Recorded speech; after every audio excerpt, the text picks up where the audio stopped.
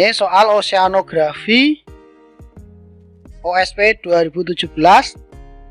Ditanyakan ya bahwa gelombang menuju pantai mengalami proses pendangkalan gelombang karena dasar laut semakin dangkal, sehingga orbital air laut bergesekan dengan dasar perairan nih.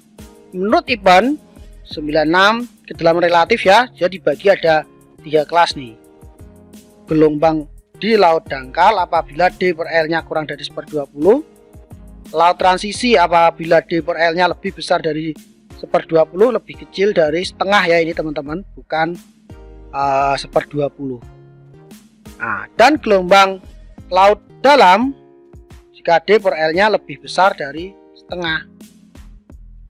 Nah di sini ya, apabila kedalaman perairan adalah 2,5 meter, berarti ini apa ini? D ya.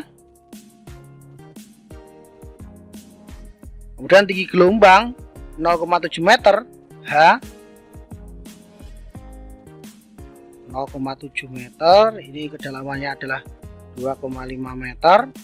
Dan periode gelombang T ya adalah 5 sekon. Buktikan dengan perhitungan bahwa kondisi perairan merupakan perairan laut transisi ya. Kita disuruh buktikan teman-teman.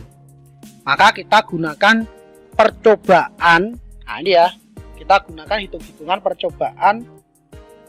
Baik, perhitungan panjang gelombang ya, karena kita kan disuruh nyari D per L ya. D per L nya berapa nih? Nah, kita kan udah punya nilai D nih, 2,5. Kita suruh nyari L nya. Pertama kita gunakan apa? Skenario pertama nih, menggunakan hitungan gelombang perairan dangkal. Nah, kemudian skenario kedua, gelombang perairan dalam. Kita pakai rumusnya nih. Gelombang perairan dangkal L berapa di gelombang perairan dangkal? L sama dengan berapa teman-teman? Masih ingat? Rumus gelombang perairan dangkal L sama dengan gelombang perairan dalam, L sama dengan berapa ini?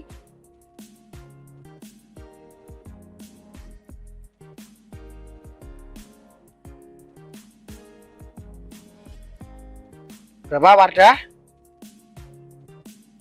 Ya. Harira mungkin. Ayo Harira. T akar DD. Ini perairan apa nih? Dangkal. Ya. T akar G kali D. Nah kalau di gelombang perairan dalam, L-nya berapa? Rumusnya gimana? GT kuadrat per 2pi. Nah, GT kuadrat per 2pi. Nah kita masukin semua nih, kita pakai dua-duanya percobaan ini. Nah, T-nya berapa T-nya? 5 ya, 5 sekon 5 sekon dikali akar G. G-nya kita pakai, sudah tahu ya, 9,8 dikali D. Kedalamannya berapa? 2,5. Nah yang di sini 9,8 dikali T kuadrat. T-nya berapa? 5 kuadrat per 2 kali pi, 2 kali 3,14. Maka yang di atas L-nya dapat berapa? Nilai L-nya 5 kali akar 9,8 kali 2,5.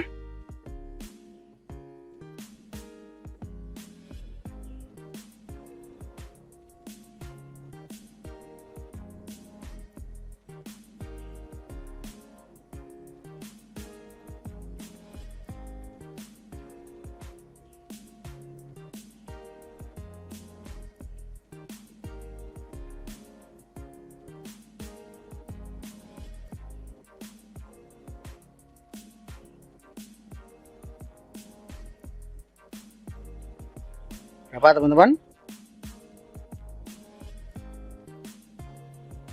24,74 24,74 meter. Kalau yang di bawah kita pakai skenario gelombang perairan dalam, L-nya berapa?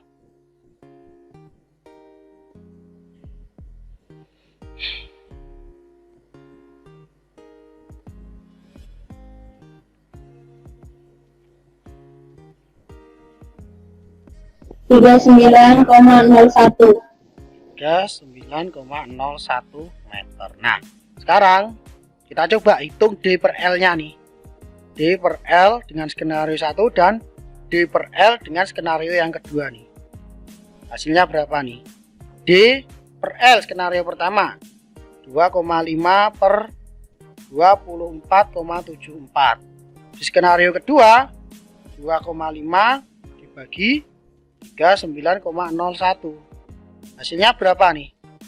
D per L di skenario 1 dan skenario 2. Skenario 1 dapat berapa nilainya?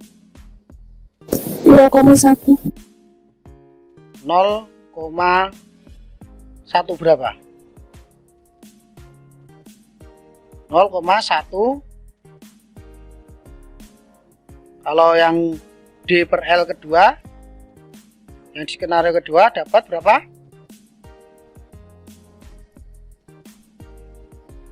0,06 0,06. Nah, sekarang ini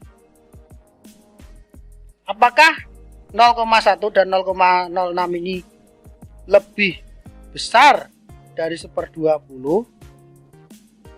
D per L lebih kecil dari setengah, atau 1/20 itu berapa nih? 0,05 D per L. Nah, 0,5. Ini memenuhi kriteria ini enggak yang skenario 1? ya. Nah, terbukti ya. Terbukti. Skenario 2 terbukti enggak? Enggak, Coba 0,06 ini lebih kecil atau lebih gede dari 0,05? lebih gede. Berarti terbukti juga. Jadi dua skenario ini menunjukkan apa nih? Dia membuktikan bahwa ini adalah gelombang perairan transisi. Itu. Jadi masukin dua-duanya teman-teman. Tadi suruh buktikan. Sudah kita buktikan. Oh, ternyata terbukti. Berbeda dengan yang soal 2018 itu ternyata nggak terbukti. Jadi terbukti atau nggak terbukti, kasih keterangan terbukti. Berarti ya, nanti tambahkan di jawaban nih, berdasarkan perhitungan dengan skenario 1 dan 2, keduanya membuktikan terbukti ya, terbukti bahwa gelombang tersebut adalah gelombang perairan transisi. Nah, ini boleh teman-teman kalau punya pensil warna atau spidol, kasih highlight di sini.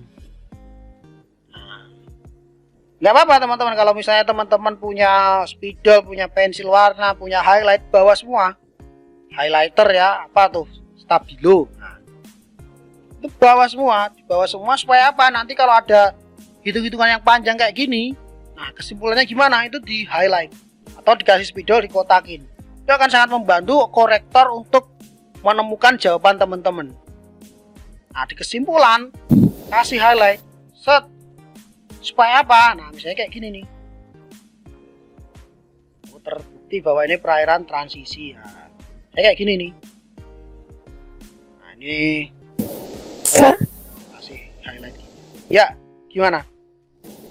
Kalau satunya nggak terbukti berarti itu yang benar aja. Ya, pakai skenario yang benernya aja, tapi di jawaban masukin salah satunya aja yang terbukti. Paling aman itu kalau kita disuruh membuktikan nih, ternyata dengan skenario ini terbukti. Tapi kalau yang di mana tadi, yang di tahun yang kemarin kita bahas ya, di tahun 2018 itu kan nggak terbukti tuh, karena langsung ditodong tuh, buktikan bahwa ini perairan dangkal. Nah, terus kemudian kita hitung pakai perairan dangkal, oh ternyata nggak terbukti. Kasih kesimpulan, ternyata bahwa berdasarkan hitungan rumus perairan dalam ya, nah, dicocokkan dengan ini, dengan kriteria event. Nah ini ya, ternyata ini tidak terbukti, misalnya nggak terbukti ya, melainkan apa, kasih apa keterangan. Terbuktinya dia membuktikan gelombang perairan apa, itu kasih keterangan seperti itu. Jadi jangan langsung set terbukti tidak dikasih kesimpulan, nanti akan kurang maksimal nilainya teman-teman. Mungkin nilainya kalau dari skala 1 sampai 10 teman-teman dapat 8. Kan sayang banget kan kalau sebenarnya teman-teman bisa dapat 10. Kenapa? Lagi-lagi kalau kita kembalikan ya,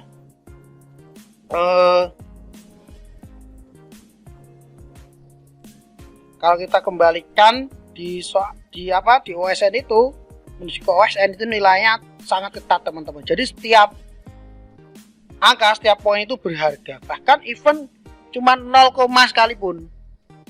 Terlebih kalau nanti sudah masuk ke perebutan medali. Ini ketatnya bukan main kalau sudah rebutan medali itu. Kenapa?